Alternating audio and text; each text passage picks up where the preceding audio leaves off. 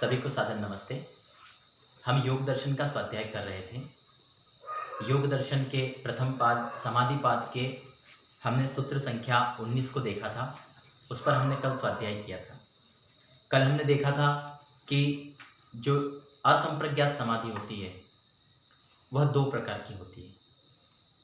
मुख्य रूप से असंप्रज्ञात समाधि है, लेकिन वह दो प्रकार की उसके साधकों के अनुसार होती है। किन किन को समाधि लगती है उस आधार पर उसके दो प्रकार महर्षि बताते हैं। उन्होंने कहा था कि जो भव प्रत्यय और उपाय प्रत्यय दो प्रकार की होती है। तो भव प्रत्यय समाधि वो होती है जो विदेह और प्रकृति लय योगियों की होती है, जो कि उनके पिछले संस्कारों के अनुसार स्वतः लगती है। और दूसरी उपाय प्रत्यय समाधि जो योगियों की होती है, जो क्रम से यम नियम का पालन करते हुए और लगातार अपने आप को शुद्ध करते हुए, अपने चित्त को नियंत्रित करते हुए, एकाग्र करते हुए समाधि पर पहुंचते हैं। तो जो पहली समाधि जो जिसको भव प्रत्यय कहा, वह समाधि विदेह और प्रकृति लय योगियों की होती है।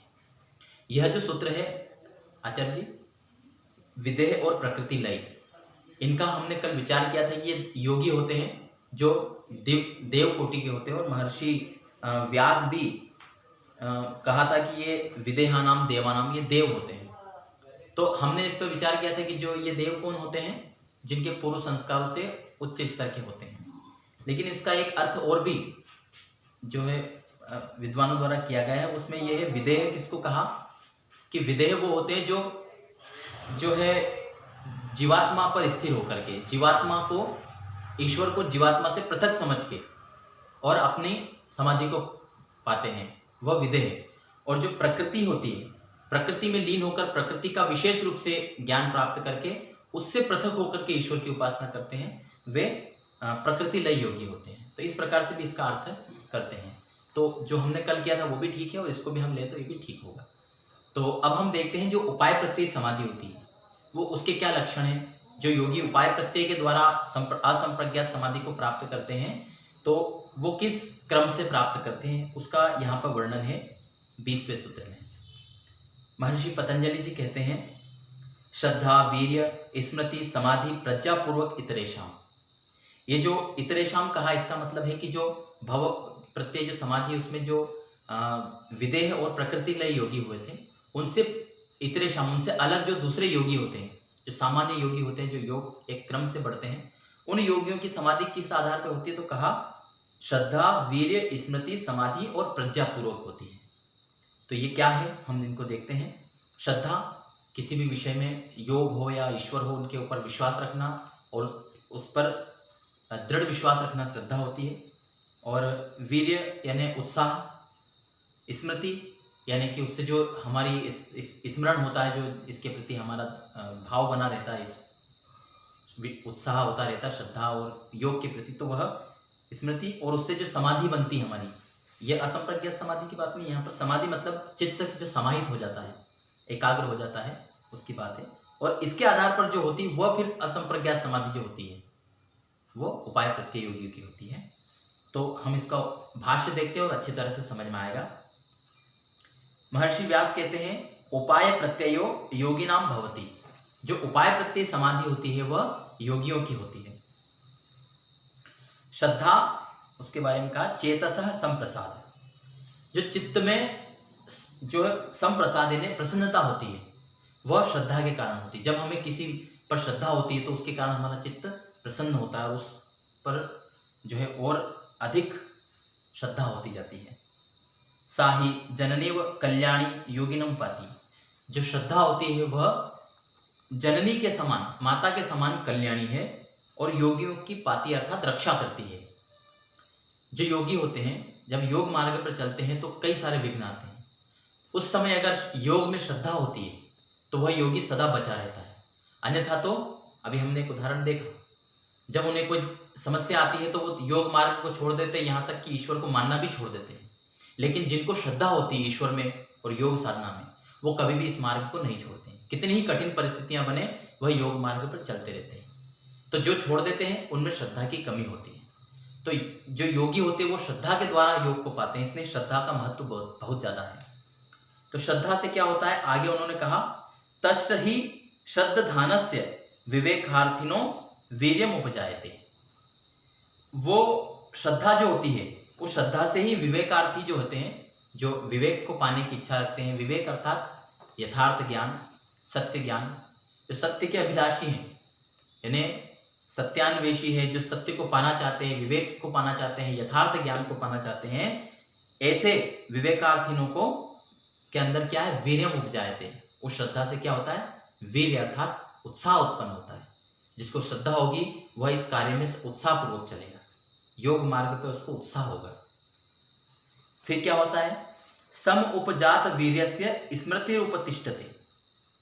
जब वो वीर्य अर्थात श्रद्धा से जो उत्साह उत्पन्न होता है, उस उत्साह के कारण क्या होता है, हमारी स्मृति दृढ़ होती है, अर्थात स्मृति उपतिष्ठते। स्मृति जो है स्थायी बनती है। जो हमने अध्ययन किया है, जो पढ़ा है, विचार किया है, वो हमारा स्मरण अच्छा बना रहता है। तो उस उत्साह से हमारी जो अध्ययन किया, जो हमने इस योग मार्ग में जाना है, समझा है, जो हमारा स्मृति बनी है, वो उसकी स्मृति बनती है और वो स्मृति दृढ़ होती है। जैसे हम योग मार्ग पर चलते रहते हैं और हम कई बार भूल जाते हैं कि हमें योग करना है, हम भूल जाते हैं कि हमारे जीवन का उद्देश्य ईश्वर को पाना है, तो वो स्मृति बनी रहती है। और जब किसी चीज़ की स्मृति बनी रहती है तो उस पर हम अच्छा चल पाते हैं। जैसे कहते हैं ना, यदि ईश्वर की स्मृति हमें सदा बनी रहती तो हम गलत कार्यों से बचे रहते हैं। जब हम गलत कार्य तभी करते हैं जब हम ईश्वर को नहीं मानते हैं, जब ईश्वर से हम दूर हो जाते हैं। तो योग मार्ग पर चलते समय जब हमें ये उत्साह होता तो उससे स्मृति की उत्पन्न होती है, वो स्मृति बनी रहती है। और फिर क्या होता है, स्मृत्युपस्थाने च चित्तम अनाकुलम समाधीयते। जब स्मृति की जो है स्मृत्युपस्थाने, स्मृति जब उपस्थित रहती है हमारी, जिस विषय को हमने अध्ययन किया था, जो हमने समझा विचार किया, उसकी स्मृति लगातार बनी रहती है, तो क्या होता है, चित्तम अनाकुलम समाधीयते। चित्त जो है अनाकुल हो जाता है। अनाकुल कहते हैं जो व्याकुल होते हैं ना, व्याकुल होते हैं किसी चीज के लिए, तो उस व्याकुल से विपरीत क्या होता है, अनाकुल। तो योगी क्या होता है, अनाकुल हो जाता है। तब कब, जब उसकी स्मृति बनी रहती है लगातार, तो उससे उसकी जो है व्याकुलता समाप्त हो जाती है। योगी की व्याकुलता समाप्त हो जाती है तो उसका जो है चित्त कैसा हो जाता है, समाधीयते, समाहित हो जाता है, बिल्कुल एकाग्र हो जाता है, समाधि की स्थिति में जाने के योग्य हो जाता है। जब स्मृति अच्छी बनी रहती तो हमारा चित्त समाहित होता है। हम कई बार अपने जीवन में उदाहरण देखते हैं, जब हमें हमारा लक्ष्य पता रहता है तो हम बिल्कुल समाहित होकर अपने कार्य करते हैं।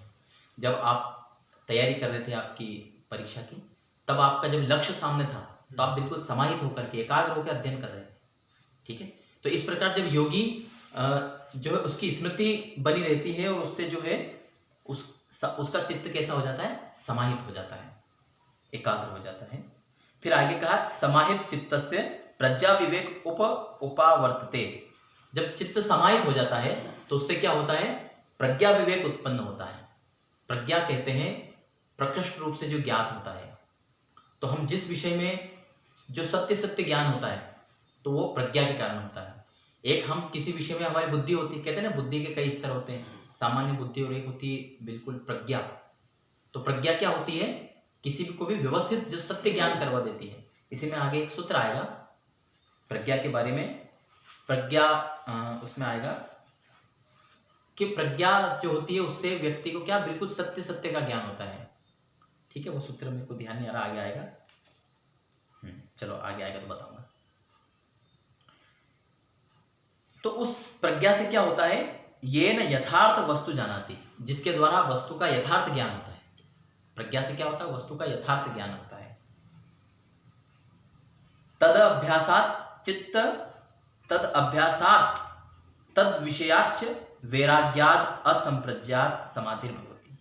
फिर उसके अभ्यास से, किसके, उस प्रज्ञा के अभ्यास से क्या होता है, उस विषय के संबंध में वैराग्याद, उस विषय का यथार्थ ज्ञान हो गया, फिर उससे हमें वैराग्य हो जाता है और वैराग्य से फिर जो है असंप्रज्ञात समाधि की उत्पत्ति होती है। तो जब प्रज्ञा उत्पन्न होती है तो हमें वस्तु का यथार्थ ज्ञान हो जाता है। हम संसार में जो बंधते हैं तो इसलिए बंधते हैं क्योंकि हम अविद्या से ग्रस्त रहते हैं। हम संसार को समझते हैं कि ये हमारे लिए उपयोगी है, और जब हम ये उसका यथार्थ ज्ञान कर लेते हैं कि संसार हमारे लिए उपयोगी नहीं है, ये संसार के भोग हमारे लिए पूर्ण नहीं है, तो हम उससे वैराग्य कर लेते हैं, क्योंकि हमें उसका यथार्थ ज्ञान हो गया है। तो प्रज्ञा से क्या होता है, वस्तु का व्यवस्थित यथार्थ ज्ञान हो जाता है, और उससे फिर वैराग्य उत्पन्न होता है, और उस वैराग्य से क्या प्राप्त होता है, असंप्रज्ञात समाधि। ये हमने पिछले सूत्रों में समझा ना कि जो वैराग्य होता है अपर वैराग्य, उससे फिर पर वैराग्य प्राप्त होता है, और उस पर वैराग्य से हमें क्या प्राप्त होता है, असंप्रज्ञात समाधि की प्राप्ति होती है। तो उसका एक क्रम यहाँ पर बताया कि वो किस तरह से होती है असंप्रज्ञात समाधि। तो एक क्रम बताया कि श्रद्धा होती है, श्रद्धा से फिर वीर्य, वीर्य से स्मृति, स्मृति से समाधि, और समाधि से फिर प्रज्ञा होती है, और प्रज्ञा का बाद हमको वैराग्य हो जाता है, और वैराग्य से हम असंप्रज्ञात समाधि को प्राप्त करते हैं। तो ये हुई उपाय प्रत्यय समाधि, है वही असंप्रज्ञात समाधि, लेकिन उस असंप्रज्ञात समाधि को दो प्रकार से प्राप्त करते हैं। उस आधार पर दो भेद किए, एक भव प्रत्यय समाधि और एक उपाय प्रत्यय समाधि। तो भव प्रत्यय भी हमको समझ में आ गई और उपाय प्रत्यय भी समझ में आ गई। मूल रूप से जो है क्या लगती है, असंप्रज्ञात समाधि, यही अंतिम अवस्था है। इसको ही जो है अंत में धर्म में समाधि कहा जाता है, निर्वीज समाधि कहा जाता है। यह हमारी कृतकृत्यता होती है, अंतिम अवस्था। तो यह हमारा हुआ 20वां सूत्र। अब हम इससे आगे का एक सूत्र और ले लेते हैं। तब ये अब यहाँ तक हमने समाधि को समझ लिया, योग को समझ लिया। अब आगे यह बताएंगे महर्षि कि यह कितने समय में होती है, किस किस की होती है, कब शीघ्रता से होती है, कब कम समय लगता है, कब अधिक समय लगता है। तो उसका एक व्यवस्था बताइए, वो क्या है। उसके पहले हम अवतरणिका देखते हैं। महर्षि व्यास जी ने इसमें अवतरणिका लिखी है अगले सूत्र के पहले। वे कहते हैं, ते खलु नव योगिनो मृदु मध्य अधिमात्रोपाया भवंती। वे कौन, वे जो उपाय प्रत्यय वाले योगी हैं, जो श्रद्धा वीर्य आदि के द्वारा जो असंप्रज्ञात समाधि को प्राप्त करते हैं, वे कितने प्रकार के होते हैं। तो उन्होंने कहा 9 प्रकार के होते हैं। उनकी भी उन्होंने जो स्तर बांट दिए, वो स्तर किस आधार पे किए वो देखते हैं कि वे 9 योगी होते हैं। किस प्रकार के 9 योगी, मृदु मध्य अधिमात्र उपाय भवंती। मृदु मध्य और अधिमात्र उपाय वाले, ये जो उपाय प्रत्यय बताए ना, तो ये उपाय प्रत्यय में भी पहले 3 भेद होते हैं भाई। उपाय प्रत्यय पे चल रहे हैं तो उसमें भी 3 तरह से, कोई मृदु रूप में चल रहा है, कोई मध्य स्तर पे चल रहा है, तो कोई अधिमात्र है और तीव्र अधिमात्र से चल रहा है। तो उसके भेद हो गए, उपाय प्रत्यय के भी 3 भेद हो गए योगियों के। जो उपाय प्रत्यय योगी होते हैं उनके 3 भेद किए, एक तो मृदु अवस्था से चलने वाले, और एक थोड़े और तीव्र जिसको कहें मध्य अवस्था से, और एक कहा अधिमात्र अवस्था से चलने वाले। तो उस मार्ग पे चलने के, क्योंकि वो क्या करते हैं, वैराग्य का जो अभ्यास करते हैं, तो उसमें क्या है, एक तो मृदु अभ्यास करते हैं वैराग्य का, एक मध्य अभ्यास करते हैं, और एक तीव्रता से वैराग्य को प्राप्त होते हैं। तो उस आधार पर भी समाधि की शीघ्रता होती है। जो कम चलेगा उसकी समाधि देर से लगेगी, जो मध्यम स्तर से चलेगा उसकी समाधि उस स्तर से लगेगी, और जो और अधिमात्र स्तर से चलेगा उसकी समाधि उतनी ही शीघ्र होगी। तो इसको आगे कहा कि तद यथा मृदुपायो मध्योपायो अधिमात्र उपायो इति।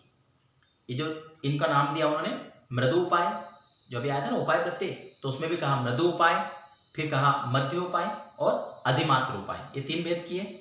और तत्र मृदु उपाय त्रिविधो, ये जो मृदु उपाय है, मध्य उपाय है, और तीसरा क्या है, अधिमात्र उपाय, इनके भी 3 भेद किए। पहले तो उपाय प्रत्यय के 3 भेद किए, मृदु उपाय, मध्यम उपाय और तीव्र उपाय। अब इन तीनों के भी 3 भेद किए। जो मृदु उपाय है उसके 3 भेद कौन से किए, आगे कहा तत्र मृदु उपाय त्रिविधो, 3 प्रकार का है मृदु उपाय भी। एक तो मृदु संवेगो, मध्य संवेगो, तीव्र संवेगो इति। जो मृदु उपाय से चल रहा है उसमें भी 3 भेद है। वो उनमें भी कैसे चलते हैं, एक तो मृदु संवेग से चलते हैं, एक मध्य संवेग से चलते हैं, और एक तीव्र संवेग से चलते हैं। ऐसे ही जो मध्य उपाय है, मध्य उपाय में भी मृदु संवेग से चलेंगे, मध्य संवेग से चलेंगे, और अधिमात्र संवेग से, तीव्र संवेग से चलेंगे, है ना। और जो अंतिम है, जो अधिमात्र उपाय वाले हैं, उनमें भी 3 भेद होंगे। उनने क्या कहा, इसी प्रकार मध्य उपाय और तथा अधिमात्र उपाय थी। उन्होंने एक ही बात में कह दिया कि 3 भेद बताए, पहले तो मृदु उपाय, मध्य उपाय और अधिमात्र उपाय। फिर मृदु उपाय के भी 3 भेद किए कि ये कैसे होते हैं, तो ये मृदु संवेग वाले होते हैं, जो मधु उपाय है वो, तो उसको अपन किस आधार पर कह सकते हैं, मृदु संवेग मृदु उपाय, फिर मध्य संवेग मृदु उपाय, और तीव्र संवेग मधु उपाय। मृदु मतलब थोड़ा कम। ऐसे मध्य का भी 3 भेद होंगे, और ऐसे अधिमात्र के भी 3 भेद होंगे। जो अधिमात्र उपाय समाधि है उसमें भी मृदु संवेग, मध्य संवेग और तीव्र संवेग होता है। तो उस आधार पे कह रहे हैं, अगला सूत्र है महर्षि पतंजलि जी कहते हैं, महर्षि व्यास जी ने अवतरणिका में कहा है कि तत्र अधिमात्र उपायानाम, उसमें भी जो अंतिम अवस्था में जो अधिमात्र में भी तीव्र है, उसका क्या होता है, तीव्र संवेगानाम आसन्न, उसकी समाधि जल्दी लगती है। और ये जो पहला था इसकी समाधि उससे कम स्तर में लगेगी, तो उससे बढ़ते क्रम में है। तो जो अधिमात्र में भी तीव्र संवेग है वो उस योगी की समाधि आसन्नतम है, मतलब शीघ्र लगने वाली है, समीपी है। तो यह 21वां सूत्र हुआ कि तीव्र संवेगानाम आसन्न। इसमें महर्षि व्यास ने इतना ही कहा है, समाधि लाभ समाधि फलम च भक्ति। वो जो तीव्र संवेग वाले हैं उनका समाधि लाभ और समाधि का फल शीघ्र होता है। तो ये 21वां सूत्र समाप्त हुआ। अब इससे आगे हम कल देखेंगे। आप सबका बहुत बहुत धन्यवाद। ओम नमस्ते।